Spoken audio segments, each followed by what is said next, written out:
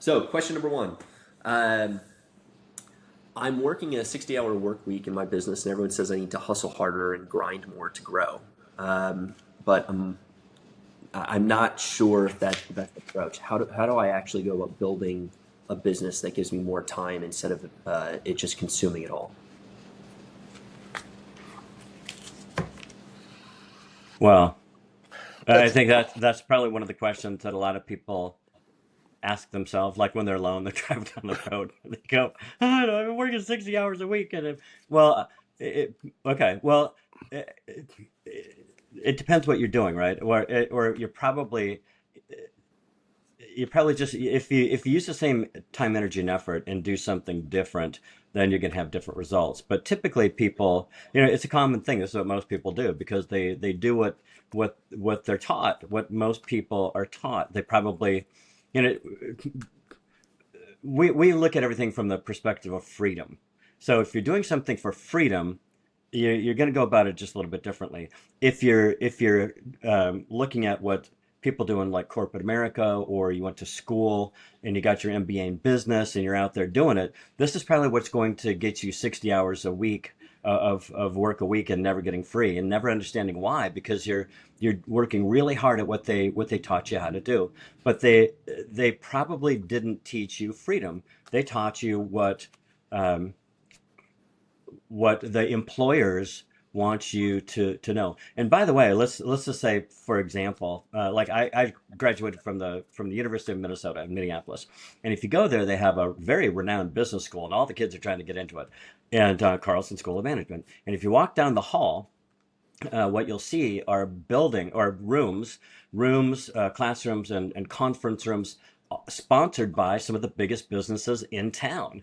And those businesses who are donating a lot of money to the school, do you think that they want these kids to come out educated in a way that they're a cog that fits corporate America, or do you think they want them to be educated in a way that sets them free?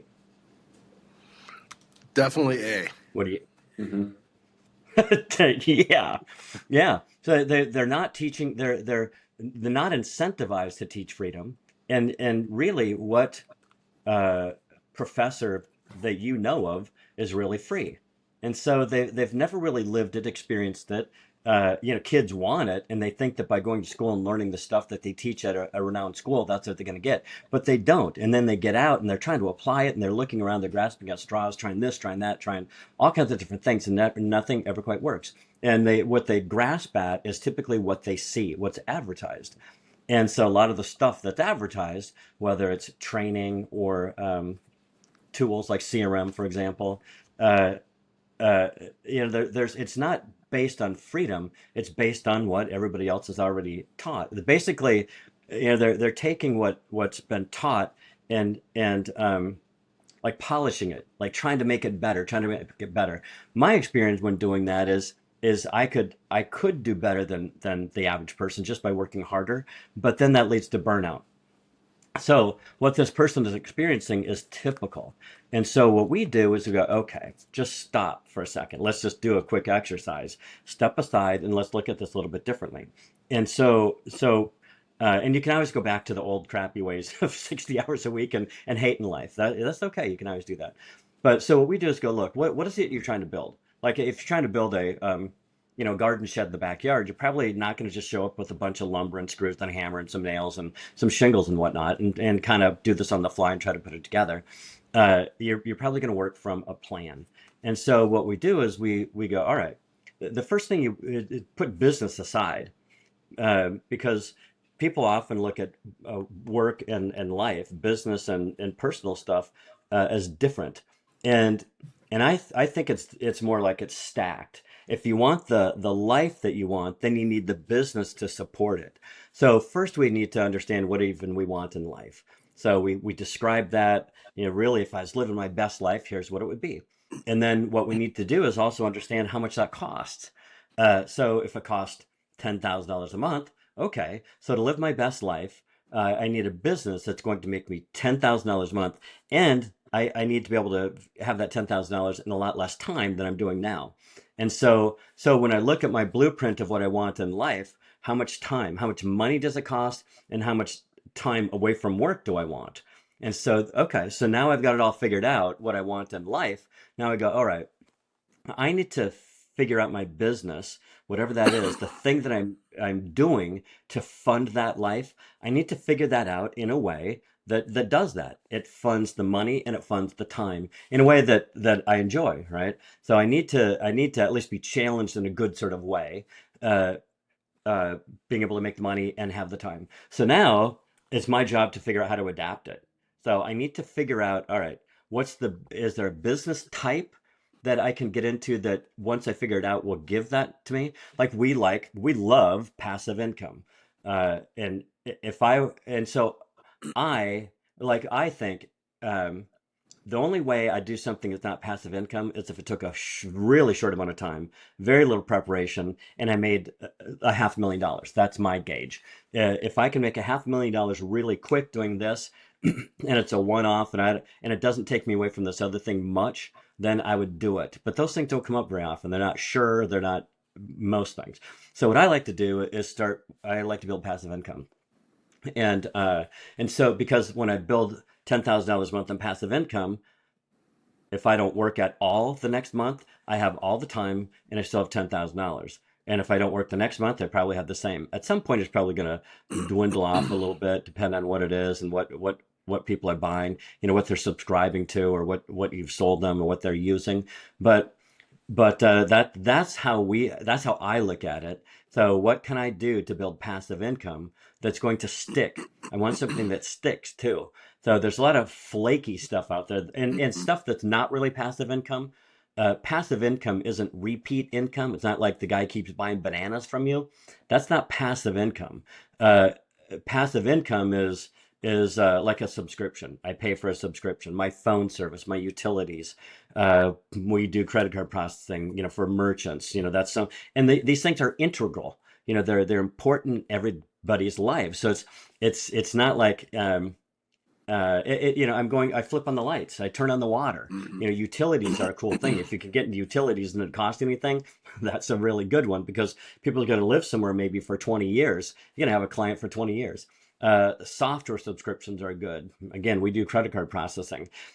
So you get into that and then you go, okay. So and then if you just work the way you've always worked, you'll build that slowly but surely. The part that freaks people out about passive income is it's slow. It starts off at zero.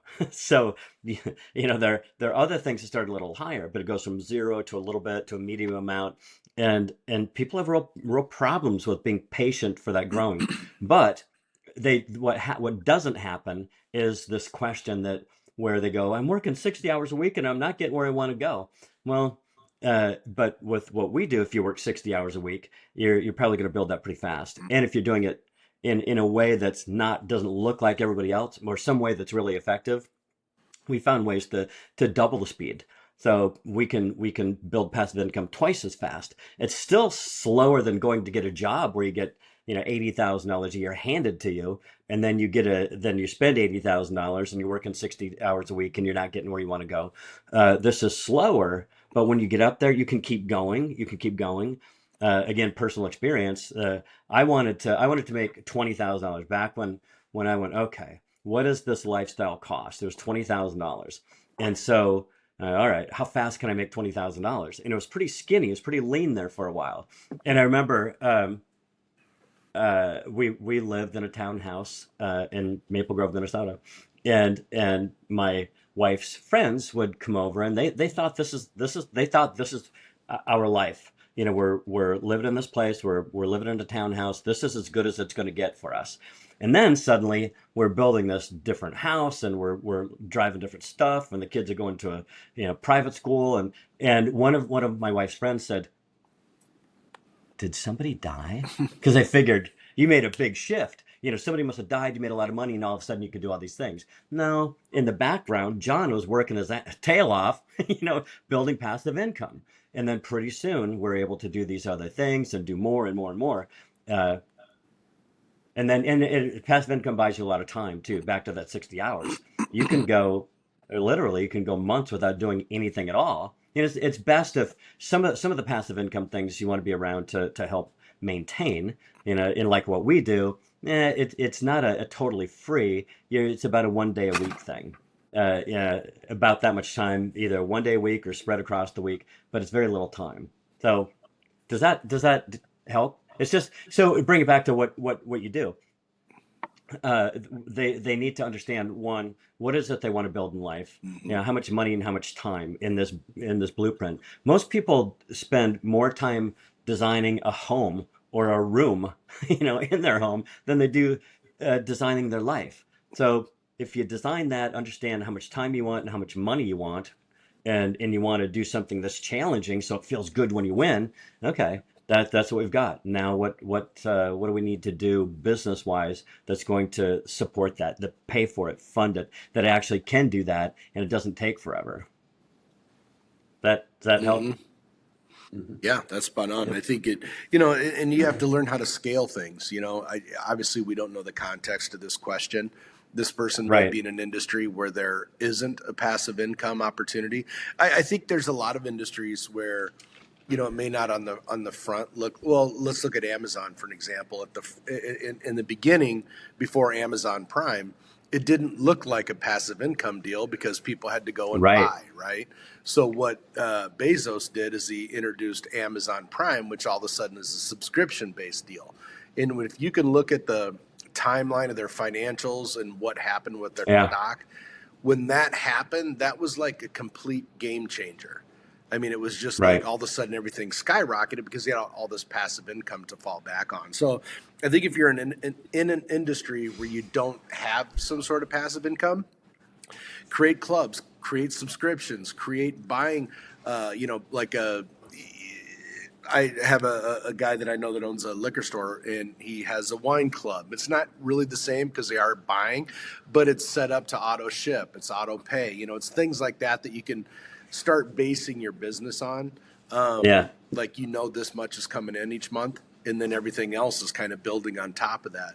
And then I noticed Right. with him, his ideas have changed where when people walking in the store, his objective is to enroll them in his wine club. Where before it's like, oh, I just want to, make some recommendations, hopefully move 2 or 3 bottles of wine, which sure he wants to do that, but he's always pitching to enroll them in the subscription or the wine club. So Yeah. again, out of context. And then you got to scale things. If you are in an industry where, it's tough to build in something that's more passive, without looking deeper into this question on what industry type. I think most people have a hard time prioritizing. One of the things that we always talk about here with our sales partners is you got to kind of know where the money is, right? Because where the money is where you're gonna put your attentions. You see a lot of people that get caught up in busy work. They just want to look busy, but they're not. And I see business owners do it every day. It's like, dude, that's kind of busy work. That's not bottom line increasing work. So you really have Yeah. to look at yourself and your day-to-day activities and see how do I build in efficiencies, and where do I spend most of my time. Right. That's exactly. People do. They occupy their time. It's like the ultimate busyness. You check all the boxes and you absolutely get nothing done. Right. You know. Yeah. A couple other examples that came to mind when Chuck was talking about his buddy that has the liquor store and the wine club, UPS stores. Uh, Yeah. and UPS stores make recurring income off those mailboxes.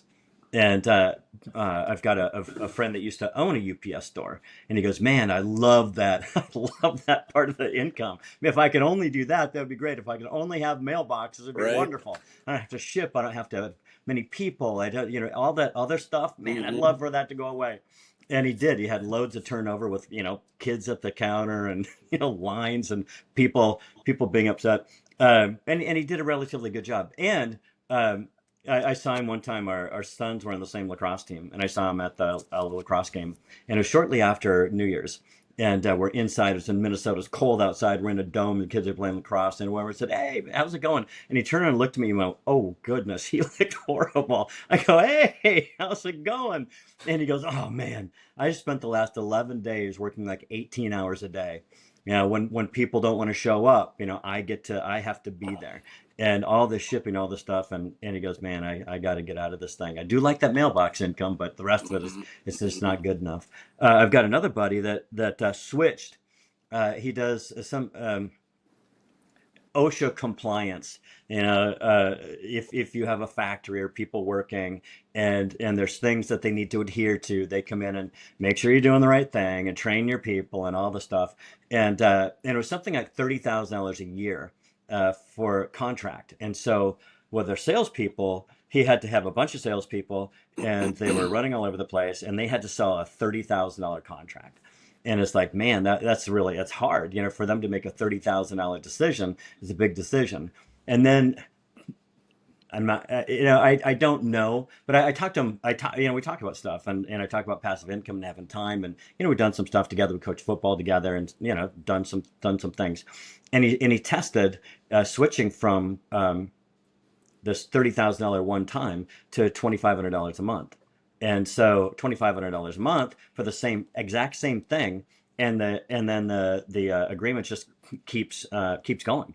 And so every year they went from every year having to sell a $30,000 item to one time selling a $2,500 a month item, and and and and now he and his couple brother-in-law partners are talking about getting a private plane, and not a little Cessna, Right. a real, because they like to fly to Alaska to go fishing and do all these things. But his life changed dramatically, and uh, they also did a deal. I think it's with Granger. I think I can say that on public, that they did a deal with Granger, and to refer business to them. So they got rid of most of the sales force too, because they switched to a joint venture sort of situation, and subscription based. So their thing, imagine the lawyer. There are things that you can do, right?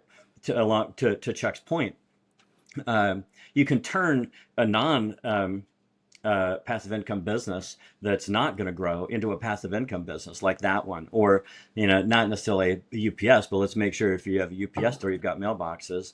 uh, Car washes, you see them all over Mhm. the place now. They do subscriptions, right? Yeah.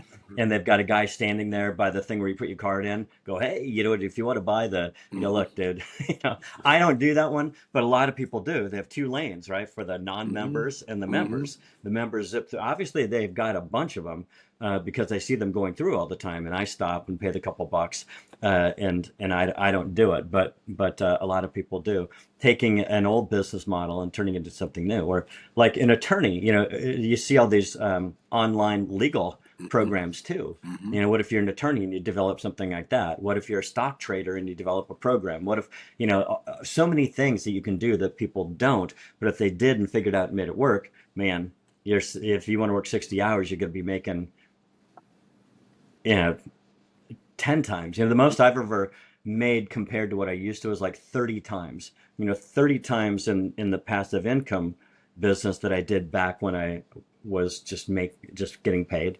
No, it's probably not true. It's probably more like 45 times, like when I had a real job. Right. Probably 45, 50 times, maybe. You Probably mean when you were 45, not free 45. as opposed to being free?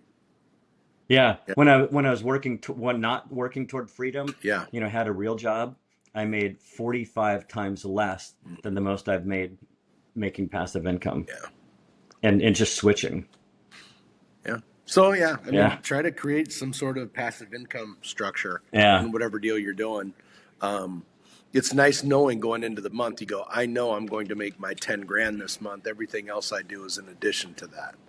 It's like, I think mentally it's a big difference too. In it with more energy, you're all of a sudden more efficient because you're less stressed. You're using less bandwidth on trying to figure out like starting from zero each month. And that's one thing I never understood. I mean, the 30 years that I've been doing this, I could never go back to starting at zero every month. It's just not, that's not free. it's depressing, It's isn't depressing. it? Yeah. It just kind of Yeah, sucks. So, yeah, try to figure that out. That's what I would, whomever yeah, asked that question, that's what I would say. Try to figure out some way to structure this. Plus, it makes you different. It'll probably make you different than anyone else in this industry or whatever industry you're in.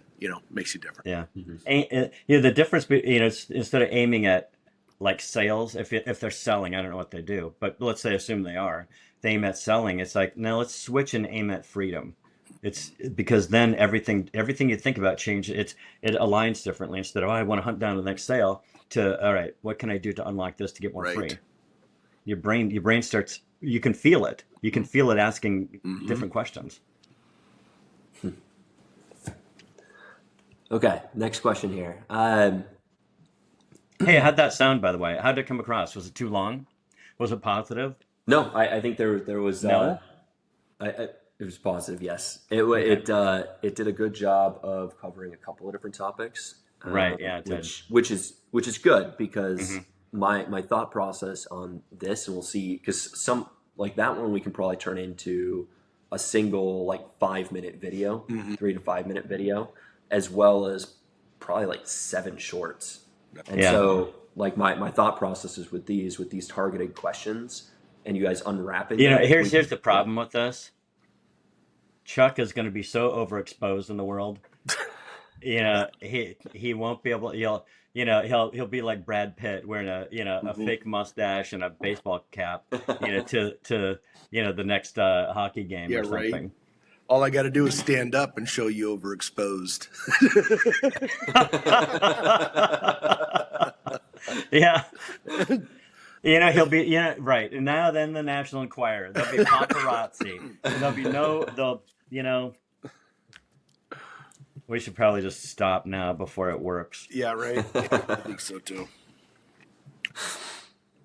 All right, next question. So my sales team keeps telling me we need to make more cold calls and send more emails to hit our numbers. We're burning through leads, but our conversion rate is terrible. What do you recommend? How do you recommend where do I go? Well, the first thing is quit buying leads. This is so contradictory to the way we've always done things. They're buying leads to go to the end user. So I mean, yeah, that's one of those deals. I mean, I think in our last segment we talked about buying a private jet because now they're getting referrals from a company, so it's a huge game changer. If you're buying leads and burn them through, and again, it's tough out of context here, but I think in any scenario, you have to build a referral network. There's no depth to that deal at all. It's just buying names and pounding and grinding. That doesn't get you there because number one, the minute you stop, what happens? There is no conversion rate anymore because there's nothing. You can't. You've got nothing. So that's really not building anything. It's not building a referral network to give you a constant stream of referrals, and your close percentages is way higher when someone's referred in than cold calling. I mean, this question is exactly what we've been talking about, what not to do. Because it Yeah. doesn't This is work. this is so no, but so many places do it, and like we'll have people that come to us and go, well, do you supply us with leads? Because the Right. competition does. Yeah, okay. So Mm-hmm. this is one of the reasons that we talk a lot about why we make this sort of stuff available prior to anybody ever coming to see us. Because if you're asking us, if you get to the point where we're talking about coming to work with us, and you go, do you supply leads? Because we're comparing you to some other company that looks like they do what you do, and they supply us leads. Well, okay. If you've ever had leads supplied to you, they usually aren't that great quality. Well, back to what this concern is, right? Our close ratio is really low. And well, yeah, because when you buy leads, they're not leads that have been referred to you specifically. It's not somebody who trusts you, who recommended you, which when they call you, that's we consider that a real lead. I have no interest in buying leads that somebody else, who knows what they said to get you there. Right. And then you give them a call, and they don't know you from Adam. They don't trust you. A lot of times they go, what? How do you what? I don't understand. How you get my name? They don't know what you're even talking about. And what if and sometimes the leads are good, sometimes they're bad. Usually they're bad, and then you blame the lead generation people, and the lead generation people blame you for not closing because they think you aren't good at sales. Right. It's the same old, it's the same A old vicious thing. cycle. So yeah, it is, and it goes nowhere Hmm. except frustration. And what happens if they stop providing leads? Even now, you have no even crappy leads to deal with. Or let's say somebody else is willing to pay them more for those leads, and you're going, no, it's just not worth it, so you Right. don't buy them, or you're forced into paying more, Hmm. and you're losing money in every deal, but you're trying to make it up on volume. So Yeah. that's Yeah. horrible. Right. So so what we want is we go, all right, how would we do this in a way where the leads that come to us, because it's setting this up differently. It's not just grasping at a straw and going, oh, let's do this real quick. It's just stop for a second. You Hmm. can always go back to the crappy way of Hmm. doing it. But if we go, all right, what is it that how is it that we want to experience our life and work? I think it's experience, right? If you hate your work, which this person probably does, because Hmm. they're under a lot of pressure to sell. They're not selling. It's because the leads are not very good, or they're not very good at selling them. And so which is very common. It's so everybody who buys leads experiences the same thing. So we don't have any interest in doing that. Never have, and we never did. I'm trying to think if this is true. I don't think we ever bought leads. We'd buy lists Hmm. of different things that we would then call, but we never bought leads. We have had people generate leads for us, like we'd pay them to do that. It never worked out. Even when they're on our team, it never worked out. But what does work out is you go, okay, what what do I need to build? It's almost like a machine on the side. Hmm. So it's a lead generation machine that where people call me. And so when they call me and they're recommended by somebody that they trust, I'm going to close almost all of those. Hmm. I'm going to close at least half with easily, hands down, and we've done this for decades, where you're going to close at least half of those. Yep. You're going to add half to the books. That's 50%. That's a 50% close ratio. Nobody does that. Nobody gets 50% because they're not doing it this way. They're doing it this old, hard, grindy way Hmm. of buying leads. And so if we go, all right, let's build this system that sends me fat pitches. And so that's the switch. When you switch to that, when you re-aim from doing this horrible thing Right. that you drive to work just dreading, to going, all right, spending your time Hmm. building this thing and taking those leads, life gets better really fast. And then the game is how fast can you build that machine. Right. uh Well, yeah, it's like the Glengarry Glen Ross, if you've ever seen that. If you're in yeah, sales, you got to watch this movie because they talk about, oh, I want the good leads, the good leads, the good leads, and we got to close. And I guess yeah, so. Like taking that question, and if I were to walk into that scenario and go, here's where we're at, fix this. What do you do? I think the first thing I would do is I'd go, okay, what are you doing with your existing customers? Let's start there. Let's start working some sort of referral program with our existing customers, right? Because then we can start teaching our people to talk the language. We introduce this referral program. We start touching base. We start dripping on our existing clients to get referrals. That would be number one. Then what I would do after we're developing this program is I would start looking at what are some other businesses that share this client, right? They don't sell them what I sell them, they may sell them something else. Then I would start establishing relationships because you have to look at the motivation. It's like, okay, what am I selling? Who am I selling to? Why do they buy through me? What's their motivation? What would be the motivation of someone else to send them to me? You got to figure out all that stuff first. But I think step one is definitely develop some sort of referral program, hit up your existing customers. You have some sort of close percentage. So you are selling something, you have some customers. It sounds like you have a team of salespeople that work for you. Okay, you've got to change. And obviously, the bigger the operation, the harder it is. It's not as nimble, right? So you have to break this down and do one step at a time. And that's how I do it. I'd go, okay, team, here's what we're going to do first. We're really going to work on customer retention, drip marketing to our existing clients, asking them for referral and develop a program, and then go to step two and look for whatever, whether it's another vendor, whether it's somebody that supplies them a joint, they're the same customer, right? And I'd start establishing relationships there. That's how you're going to get out of that. It's kind of hard just to go, where do you start? And I think that's what people go to, because this is what I've done for so long. I'm afraid to jump away from this because it's what I know. So start in baby steps. Customers first. Customers first. And hit them up right at the time of the sale. You're obviously closing some. Ask them for referral right there. And we see this all the time. Hardly any salespeople ask for referrals anymore. It's because they're not wired that way, like they should be. Yeah, what do they say? It's like 11.6% Yeah, some of crazy stupid number. in sales situations they ask for referrals. Yeah. And if you put it in your process, and you go, it's just whether they say yes or whether they say no, you ask for a referral. Who do you know that would like blah blah blah. And sometimes it's and I think one of the reasons they don't ask for referrals is well, when they say no, I don't think they ever ask for referrals. When we hear no, we believe that no means Not right now. just not right now. So it's still, the door's open. So things change. How many times have you heard absolutely not, and then then your phone rings and it's like, hey, I know I said no, but I've got this thing that came up. People's lives change. So not right now is how we interpret it. But I understand timing's not right. And these are the words we use, right? Almost all the time. I understand timing's not right. And we try to get the sale, do our best we can to negotiate around and try to get it.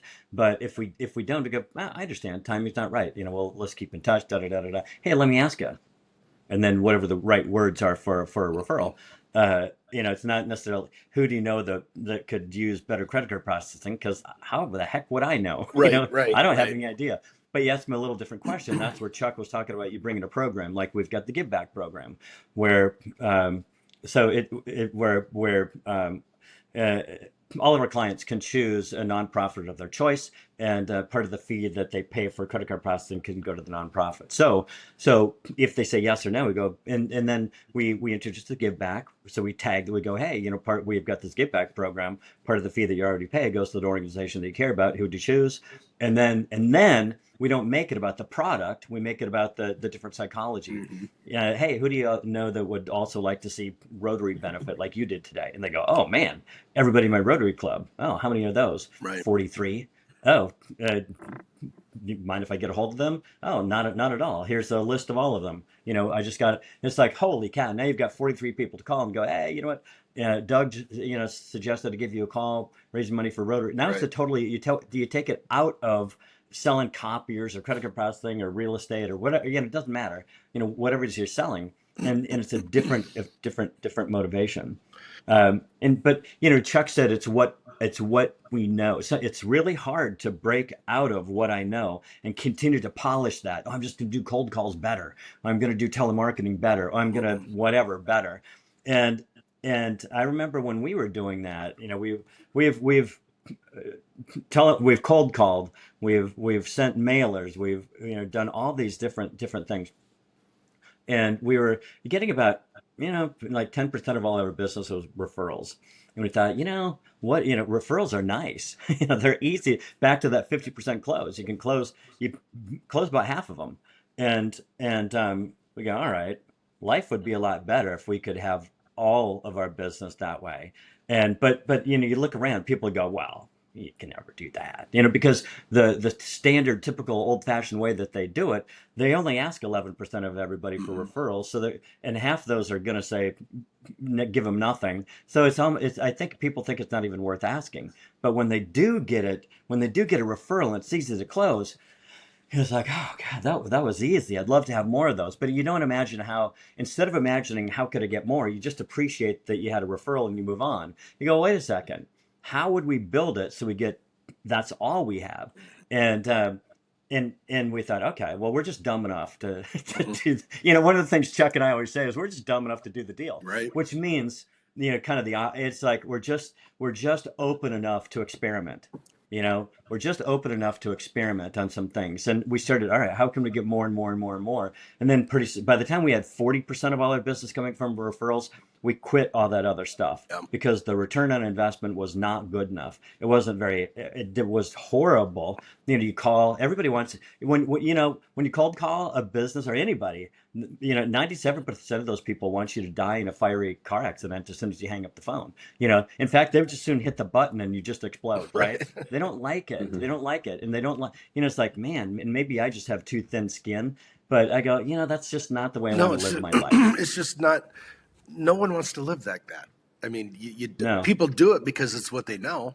But I think once they make this shift, they go, oh, life is the less bandwidth you have to just burn up on things that you shouldn't have to, the more productive you can be. And it's easier. Yeah. It becomes easier Yeah. because these Yeah. challenges. Life is better. Yeah, life is just way different. So, I mean, that's Yeah. the first thing. Develop your program, develop your referral program. Start hitting up your customers, hear what they say. Listen to them. What was their experience in doing business with you, so you can head off this stuff at the pass and stay in contact with them. I think most people, when they sell a client, unless they want that client to continue buying, like physically making that decision every week or every month to buy from you, subscriptions are different. You make the decision once and it kind of rolls on, right? But when most people just make the sale and then they just, when's the last time you talked to the guy who sold you your cell phone? Probably the day Yeah. the day you bought it, right? Imagine if that guy were following, hey man, how'd that new iPhone 785 work out for you? Whatever, blah, blah, blah. And the next thing you know, you're like, go talk to this guy down here, man. He knows cell phones. He can get you, you want an iPad, But they don't teach that anywhere. It's just this They don't. it's just this chaotic kind of, and that, I don't know, to me that sucks. Well, you know what? We have a guy in our team who now makes a lot of money. But when he first started with us, he went to everybody he knew. He went to his warm market in town, and it's not a big town. But he went and he landed like 60 accounts, and he's like, well, I don't know where else to Now go what? now. Yeah. I talked to everybody in town, and I go, well, have you asked? And we brought the give back, like getting referrals, right? Hey, did you ask them? Did you? And he goes, no, I didn't. So even us, something it's like, we preach it and we show it and we do it and we've real life examples of doing it. But sometimes people go, it's probably not going to work that way for me. Right. Well, okay, so we got to the end of town, and so we're talking passive income, and he's like, yeah, man, I want to make passive income. I want to exceed what I'm making now in passive income. And I think he was making like 65,000 a year. And so he got to the point with passive income where he's making about $2,500 a month, which is nice, but it's not. So what is that? He needs to make about a little over 5,000 a month or a hair more. Right. So he's only making half of what he needs, and he got to the end of town and has no idea what to do next. Yep.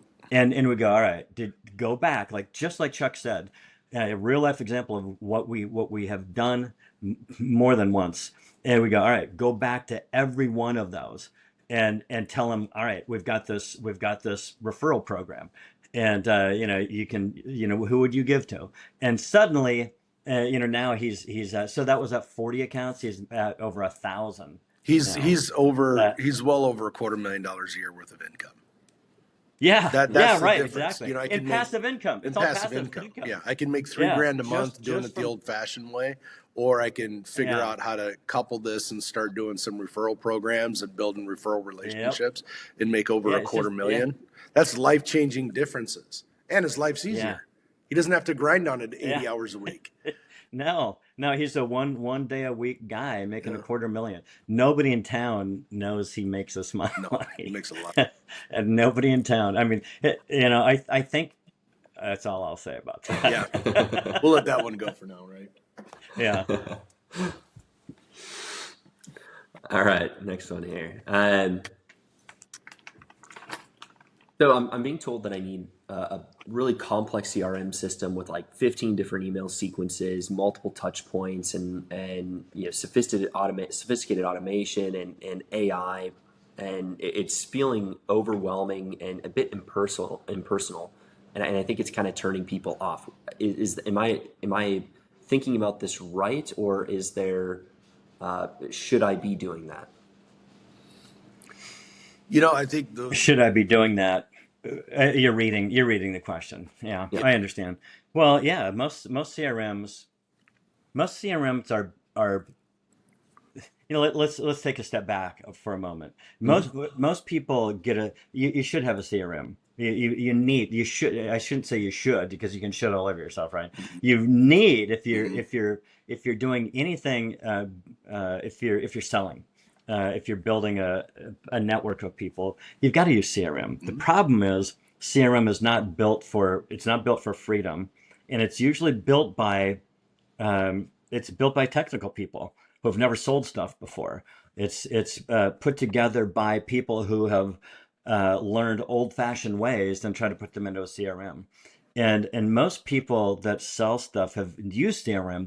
They've been told so many times they need to use it, but they've never used it effectively. They don't really believe in it. They believe that it slows them down more than it speeds them up, and they're right. Mhm. They're exactly right, because most all CRMs are built to they're built in there's no system to it. And if there is a system, it's not really a real system. Like we see advertising for CRMs, and there's the chance that, I mean, it sounds good because they've got an advertising team that makes it sound magical.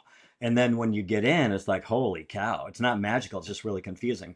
It's bloat, like it's feature bloat. There's so many things that it's supposed to do that I'll never be able to figure this out. I need to start making money right now. And I need to make money in a way that makes sense to me. So you've got a handful of things going on. One, you've got CRMs that are bloated, and with a lot of features that don't really get you what you want. It sounds great, and if that all that worked, it'd be fantastic. But to set this thing up to even hope that it even does anything like that, I don't have any idea how it works, and most people don't either. We once, 'cause we have our own CRM, and I'll get to that, but we once bought the biggest name brand software and a marketing company to put it all together in the way that we found really works, because we had our own CRM, and I got to the point where it's like, I'm tired of having tech people on our team to maintain stuff and keep it up, keep it going, and all that kind of thing. So it's like, you know what, let's just forget about it and just use somebody else's and have them program it in a way that it works how what we found to be a super successful system. This one, and so they go, yep, okay, it's going to take 3 months to make that work. And I thought, wow, 3 months and is a and long about time. 10, 12 grand a month too. Yeah, it was $100,000 a year Yeah. contract, and so we guaranteed that we would pay $100,000 for the first year for that CRM, and the system that was going to replicate ours. And I'm thinking I'm gonna, get reports and all that kind of stuff. And 90 days into it, they go, all right, the big reveal. And I'm so excited. And so we it's a virtual, it's an online thing, and they show it to us. And I'm going, oh, none of it's functional. They go, well, this is going to take a year to put together. A year to I go, all right, stop. We still have to pay. And we did. We just went, you know what, this is ridiculous. Because we'd been through this before, kind of with one other company to this degree. They sent people in with their jackets, like Letterman's jackets with the name of the software on it. They're, and it's like they could never make it work, because the engine that it's built on does not do the things that you need it to do to build freedom. Like the system and the sequence of things that we have it do. It's not rocket science. There's just a couple things, and it's based on human nature. Like, it's based on real intelligence and real experience, and making real connections with people. It's a combination of using like old school communication and newer technology. We don't, and you brought up artificial intelligence, and I'll just touch on that real quick. And in some things, artificial intelligence, I'd rather have real intelligence. The artificialness of it comes in when, it just does some automated processes that they've always there's stuff that's there are things that have been automated for a long time, and now they just have a buzzword called artificial intelligence. And some of it I get. You can ask it to write some code or do some things like that. But when it comes to communicating with people and understanding human nature and psychology and that kind of thing, it doesn't work. At least not now, and it probably won't, because probably isn't going to take the place of your back and forth dialogue with people. So you look at CRMs today, and the ones that are advertising most and the ones that people are jumping on are probably ones you want to stay away from, because if everybody's doing it, the chances are it's not right, is what we've found. If all the cool kids are doing it, it's probably not going to get you where you want to go. I shouldn't say cool kids. If everybody's jumping on it, then it's not right, because there's something about the advertising that people is clicking with people, but they're going to be looking for something different a year from now, after they've wasted a year. So yeah, most CRMs absolutely do not do what you want it to do. Well, it doesn't It's have to be that it tricky. That's the thing. And No, and you said no, in the question, it said it feels impersonal. Is that what he said in the hmm question? Well, of course it feels impersonal, because it is. You know what I mean? So yeah, and really, quite frankly, people in general aren't that complicated. You can do a yeah, simple process. Stay in contact once a month, make the phone calls to the A's. I mean, it doesn't have to be that complicated. yeah. That's the thing. It needs to be simple and powerful. Right. But most CRMs are so incredibly complicated, and make it sound powerful, but it's so complicated that you never get all this. You spend all your time trying to figure out how to make this complicated stuff work. Even one of the things, like you said, like not an automated process or a funnel, or some sort of sequence, right? Those sequences, those are Hmm. really hard. Those are really hard. And the average person, uh, even really smart people who are entrepreneurs or selling, I would say most of them, because we've dealt with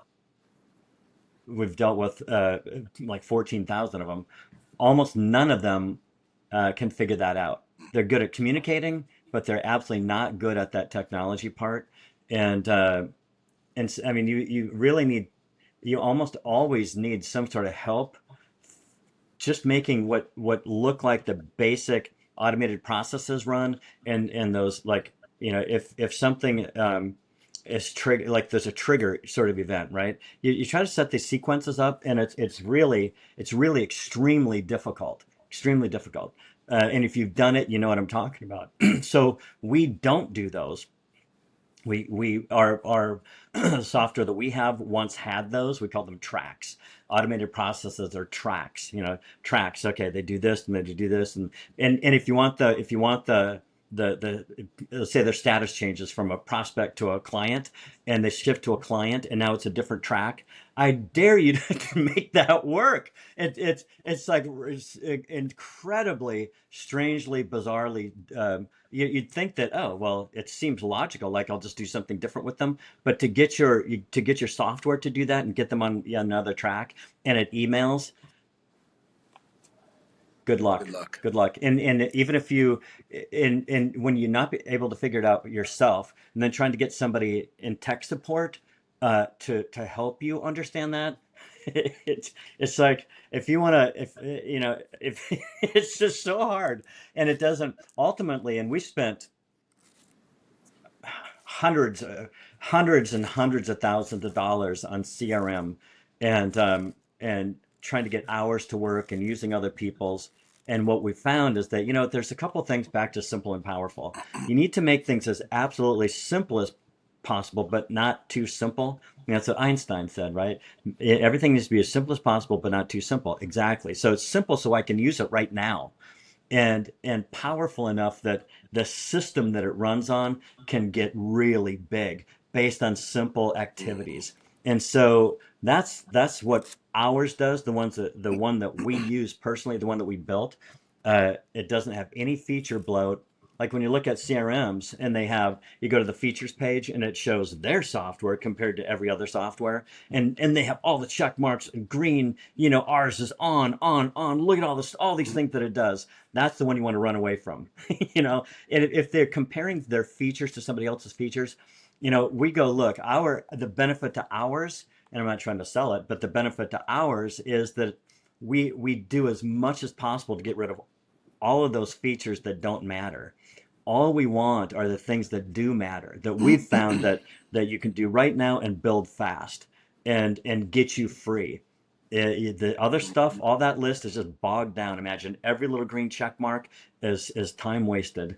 It just because there's no system unless you understand the system like that you want your business to run on, that works, and then you put that into a CRM. But most CRMs, like our system that we found to do way more than we ever imagined doing, doesn't work in any CRM we've ever tried to make it work in, and so therefore we created our own. And there you go.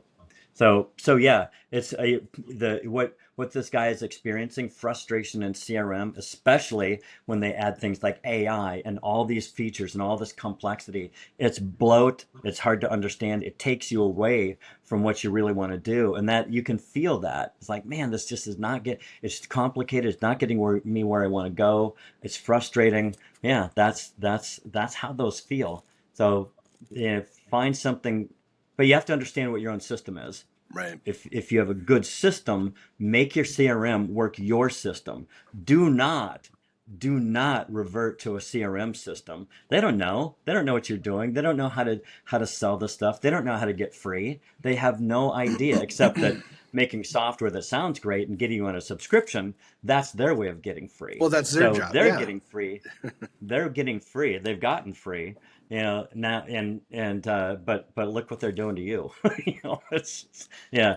So the key is even even before having a CRM, you got to understand the system. Like we used to work from milk crates with hanging files in them. One through 31, one for every day of the month, and then one for every month, January, February, March, April. And so if today is September 17th, I'd open 17, the number 17, and I'd go through it, and I'd go, okay, these are the people that need to call on the 17th. And as I'm making the calls, then I go, okay, call them tomorrow, put them in the 18th. You know what, call them in 3 months. I'll throw them a couple months ahead. But after I'm done with today, the 17th, I put that in the back, and the 18th is in front. Tomorrow I open that up. When I'm done with that, I put it, and it revolves. It revolves. So this is the system that we found, like, wow, this is really effective. And so our CRM, that's one of the key features that it does, or what is it? Features? Is that what the feature? Yeah, features. That's what they call it in software. It's just a core. It's a core thing. Because then you don't have to put. You notice I didn't say anything about a calendar right there. And what most people do in CRMs is they look at the calendar every day, and they put stuff in way too much in their calendar, and then every day they got to move stuff out of the calendar. You move it to a next day, or if they're sick, they've got to go back and look at the calendar from the previous day, deal with that. If they're and pretty soon you've got 900 things in today's calendar, and you don't know what order to do them in. It's horrible. So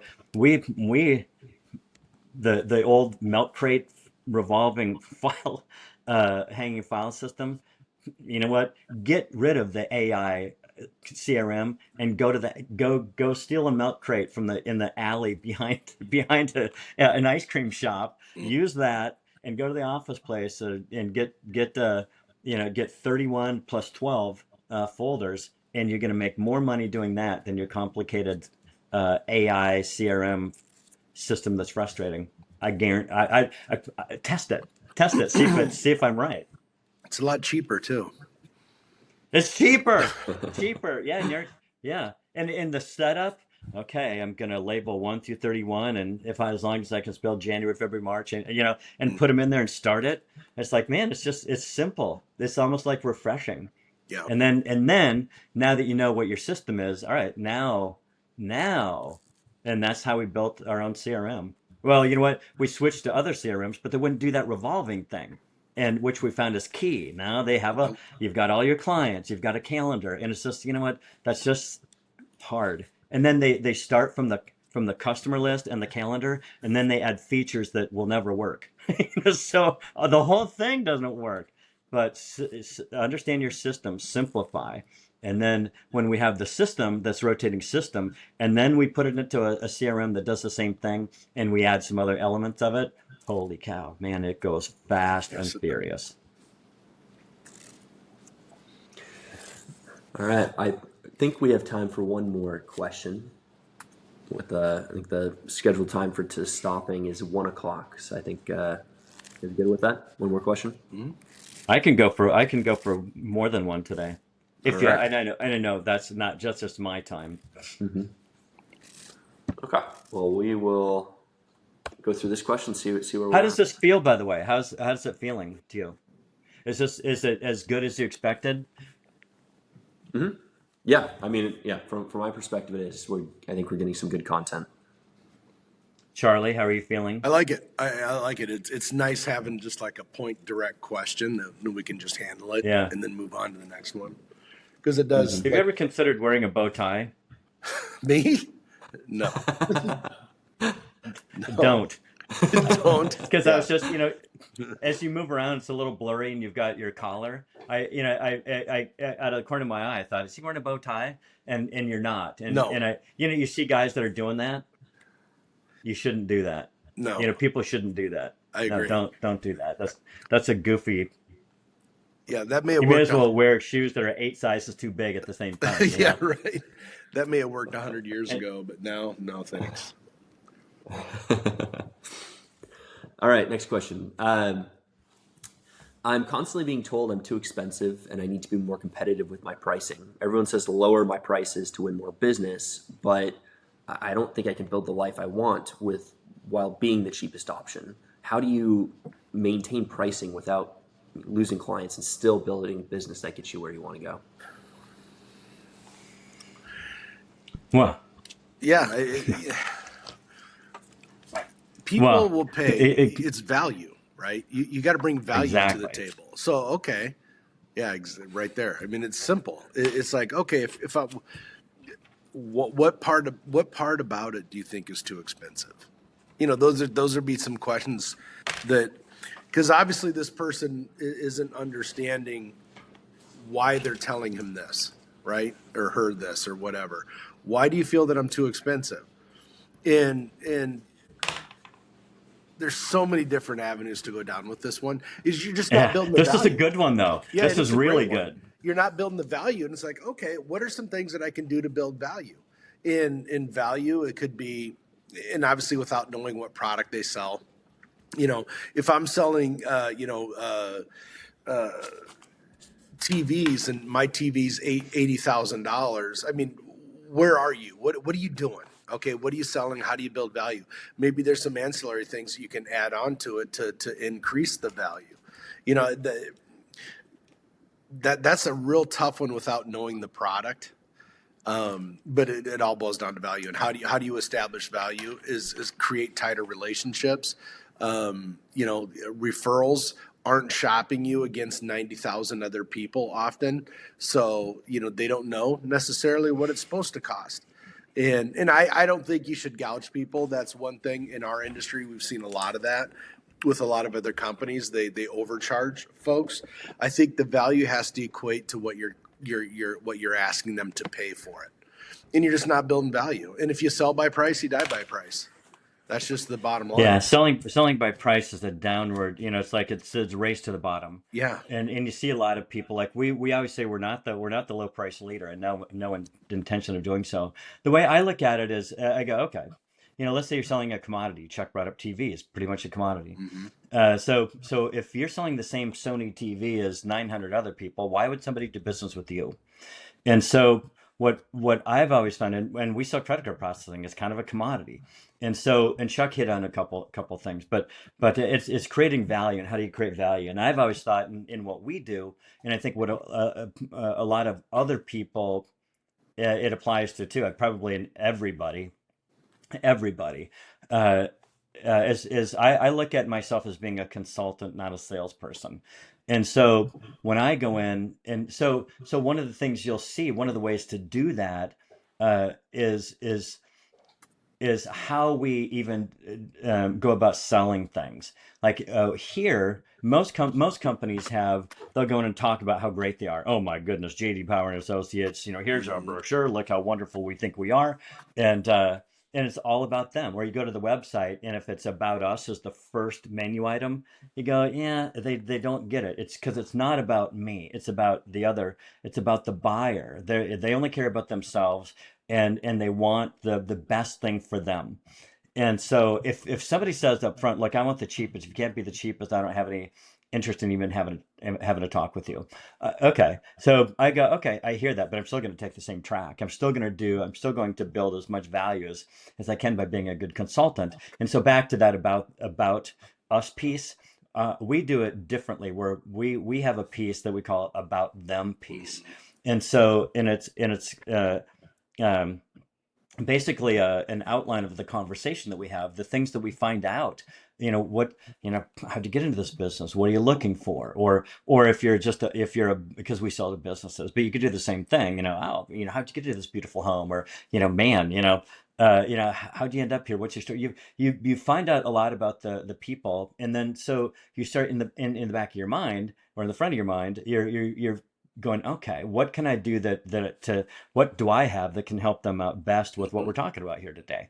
And so I truly do believe that when I give them my absolute, because I know for a fact that my competition is not, Mhm. the competition's going, they're trying to figure out how to sell them something. And I am too, but I'm trying to figure out how to get them what's right for them in a Mhm. way that they feel good about it, right? And not just sell them something, because also I want them to refer business to me. I've got a different objective in mind. But I ask them a lot about their business. We'll just keep it in the business setting for a moment. I ask them a lot about their business, and I'm trying to understand a lot of aspects about their business. So I don't just ask them a question, go to the next question. I go, oh, well, let me ask, what about that? What about this? Oh, you did that. Well, what came from that? Okay. Where do you want to take this? What are you looking to achieve? So I go about it, and I know that nobody else asks these questions. I know, because people just don't. But I do, and we do. Mhm. And then so what happens is these people, the buyer, the potential customer, recognizes that. Imagine, somebody did this with you. How'd you do this? What are you looking? Where do you want to go? And now suddenly you're excited, and I'm genuinely excited about their excitement. And then pretty soon, um, it's just, well, I give them an A B. Well, we've got this and that. What works better for you? And there's so much. Chuck brought up the word value. There's so much value, so much rapport and relationship and ground that we've covered. If I'm a little bit more, they're like, I'd rather pay this kid, a little bit more. Right. Man, he deserves it. He got me the right thing. Mhm. This guy's fantastic. And I was, or in that scenario I'm imagining. I am in that scenario I'm imagining, Well, or have done a million times. I am doing the right thing for you, and therefore I figured that the way I get paid isn't based on the commodity. It's based on the value that I provided. So I don't mind getting full price and more mhm. because that's what I gave. And because if I wouldn't have been there to do that, some other schleprock would have sold them something that they probably didn't need or didn't understand, or maybe they sold them the same thing, but didn't provide the experience, the consultative experience. So I look at myself as a consultant. Chuck, have we ever been drug up on stage and at a conference and given any awards for the highest Oh margins? yeah, more than once. More than once. They gave us and people are going, how do you How do do you do that? it? Everybody in that room is our competition. And we're literally have double the margins, 100% more profit per account, and um, what, 4 times longer on our books. Hmm. So Hmm. right there you go, okay, they stay 4 times longer on your books and you make twice the money. But How is that possible? well, Is what I here just went through is how it's possible. right, because And how they got referred to us. That's another thing. They got referred to us by somebody they trust. We take care of them right. trust. We go so deep, and then it sticks. And if they stay 4 times longer, if we're in passive income, that means that we make 4 times more money. Plus we're making double the profit. So we make 8 times the more money than these other people that don't build value and don't go about it in this consultative And um, that's people pay way. a lot for trust, right? It's kind of like if you have, you know, God forbid you hear some bad news from a doctor, and if the doctor walks in with kind of like, well, here you go, here's what you need. You go, well, wait a minute, a million. But if you have a doctor that sits down with you and goes, okay, I want to walk through this, how we got here. Now you're buying into it because it's reasoning. You ever hear the expression "reason things out"? Yeah, that's Hmm. by design, right? So like what you're doing in this interview process is you're reasoning things out with the client, right? You're building trust, you're building rapport with them. They get a more comfortable with you. Then they see the value in it because they don't feel like a commodity. They feel more important. Yeah. So they're going to. It's kind of like I went to a concert with my what? Can I give a quick example before Yeah. you run into the concert one? Uh, both Chuck and I, our customers, we'll leave their place with they give us gifts. All the time. They give us all kinds of stuff. One time, one of these people wanted Chuck to marry their daughter. Mm-hmm. Mm-hmm. That's. I Yeah. kid you not. Is Yeah. this true? Yeah. There's a Definitely restaurant in true. Minneapolis. A restaurant downtown Minneapolis. The woman kept calling me down there because she was trying to do an This is true. This is arranged true. deal with her daughter Oh, because we need another terminal. Like, how many terminals yeah, it's can you like buy what? at this restaurant? What? You know, Yeah. come to find out, she's playing matchmaker. She Wants Chuck was. to be her son-in-law. That's exactly That's right. that's how this consulting thing works. It's It's because true. It happens. because you They give you stuff, even their family members. yeah, they do. It's crazy. Well, people pay more for comfort, and comfort is trust. Like the example I was gonna give, which isn't as funny as the restaurant. They served me goat meat every time I went down there. Hey, you got to try this goat meat, and I'm like, all right, that's pretty good. But um, it was, and I go, my daughter's, oh, let's get the cheap seats, and I'm like, no, I'm not doing that. I'll pay for better seats. I will pay to do business with people that I trust because it's less, and the more successful your client is and whatever their respective deal is, the more they understand this because problems cost you time and problems cost you money. By you going in and interviewing me, making it about me, asking all the right questions, making the proper recommendations the right way, subconsciously, what it tells me is that if I do business with you, even though you may be $30, $40 a month more than the competition, it's like insurance, right? I'm willing to pay a little more because I know later there's most likely not going to be problems.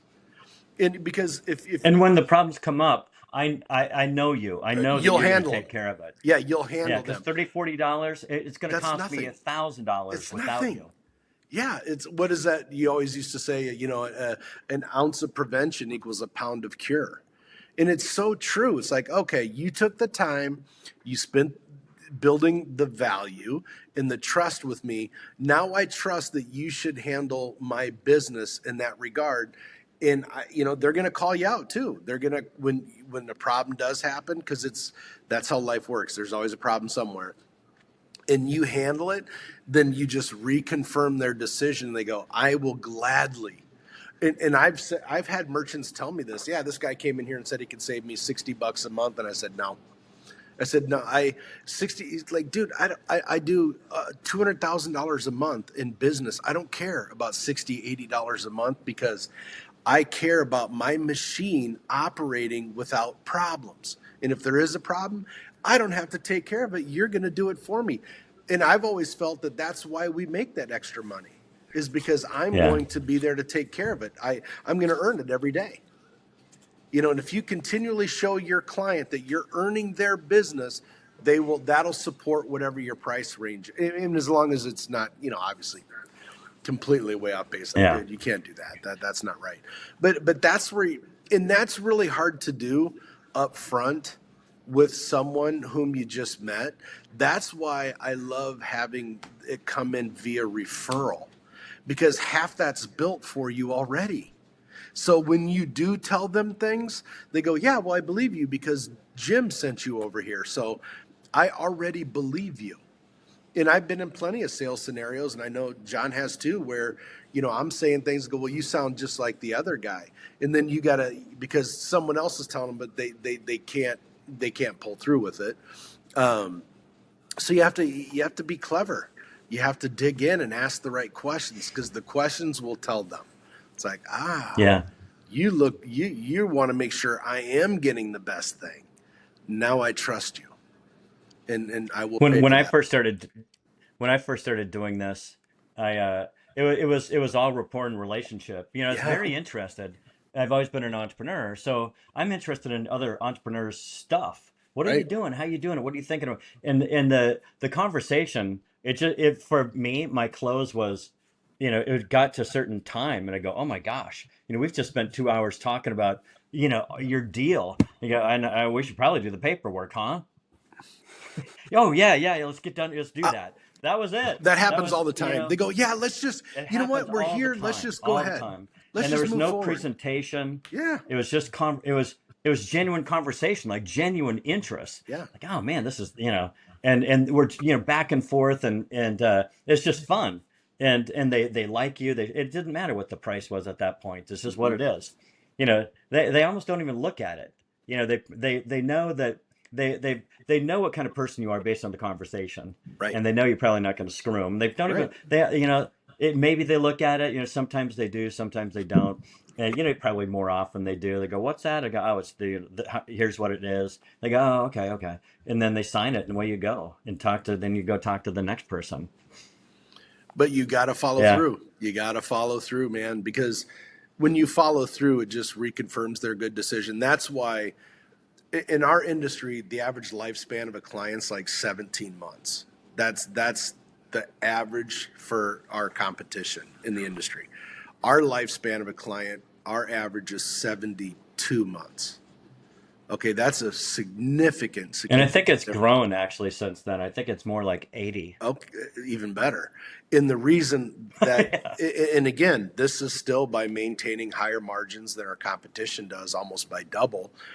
But it's purely because we say what we're going to do and we do what we say.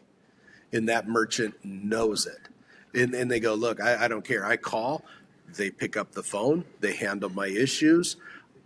I can go on and do. We what I'm speak their supposed to do. language. We speak their language. Yeah, when you ask that question, as with so many things that we talk about here, there's like 9 different things attached to that. It's all got to work together. You know what I mean? You got to pull through. You got to ask the questions. You got to be patient. You got to build the value. You got to build the trust.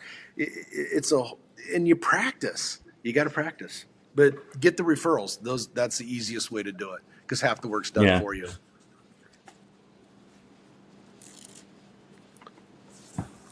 Great. That was a fun one. Yeah, that was fun. Good. They did. That woman did want Chuck in her family. Yeah. Oh yeah. Yeah. She was brought her daughter over, and she was kind of this cute little thing, but she was like, I'm like, your kid's like 17. Okay. And I'm like, at the time I was mid-20s, and I'm going, but in their culture, that was kind of, they go, oh, you got great teeth. They loved you got phenomenal teeth. You got phenomenal. So yeah, it was Funny. Yeah, it was interesting to say the least. Funny. Cool. Good. Well, I think that's all the questions for today.